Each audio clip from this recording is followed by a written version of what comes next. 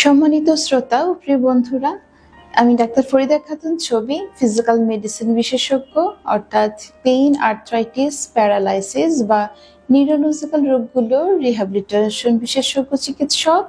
আপনাদেরকে স্বাগত জানাচ্ছি আজকের সেশনে। ঠিক গত সেশনটিতে বেলস পলসি, যা কিনা মুখমণ্ডলের সবচেয়ে কমন প্যারালাইসিস, তা নিয়ে আলাপ করেছিলাম। আমরা জেনেছি বেলস পলসির কারণ, লক্ষণ, রোগ নির্ণয় ইত্যাদি বিষয়। আজ আমরা সেই প্যারালাইসিসের চিকিৎসা সম্বন্ধে শুনব। ফিজিক্যাল মেডিসিন বিশেষজ্ঞ চিকিৎসক হিসেবে রোগীর অবস্থা অনুযায়ী আমরা ট্রিটমেন্ট প্ল্যান করি। যেমন কতদিন আগে শুরু হয়েছে জানতে হবে। 7 দিন অতিক্রান্ত হয়ে থাকলে ওষুধের ব্যবস্থাপনাটি একটু ভিন্ন হবে, আর 7 দিনের মধ্যে হয়ে থাকলে স্টেরয়েড ওষুধ, অ্যান্টিভাইরাল জাতীয় ওষুধ প্রেসক্রাইব করা যেতে পারে। আক্রান্ত পাশের চোখ যেহেতু বন্ধ হয় না, চোখে ড্রপ দেবার প্রয়োজন হয়। বেলস পলসির ফিজিওথেরাপির মধ্যে সবচেয়ে গুরুত্বপূর্ণ সেটি হলো মুখমণ্ডলের এক বিশেষ ধরনের ব্যায়াম, যাকে বলা হয় PNF বা প্রপ্রিওসেপটিভ নিউরোমাস্কুলার ফ্যাসিলিটেশন। এটি দৈনিক 2 বেলা করে 3 মাস করে যেতে হয়।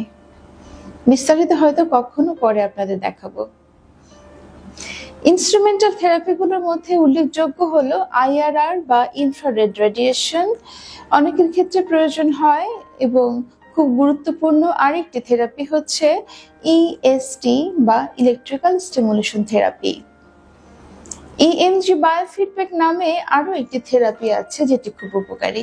কিছু রোগীর ক্ষেত্রে স্পিচ থেরাপিরও দরকার হয়ে পড়ে। রোগীকে কিছু কিছু নিয়ম কানুন মেনে চলতে হবে, যেমন বাইরে বেরোনোর সময় চোখে চশমা, সেটা হতে পারে 0 পাওয়ারের, অথবা সানগ্লাস পরবেন, যেন আক্রান্ত চোখে ধুলোবালি, ময়লা, জীবাণু ঢুকতে না পারে। আর আপনি যদি চশমাধারী হয়ে থাকেন তাহলে তো কথাই নেই। ঘুমানোর সময় দিনে হোক বা রাতেই হোক আক্রান্ত চোখটি আইপ্যাড দিয়ে ঢেকে রাখুন, যেন চোখে কোনো কিছু না পড়ে। আইপ্যাড আপনি ওষুধের দোকানে পেয়ে যাবেন।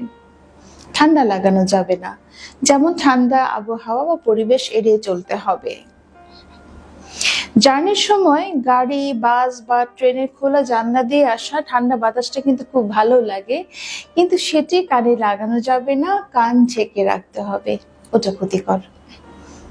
ও আইসক্রিম ও ফ্রিজে ঠান্ডা খাবারও খাওয়া যাবে না, সরি।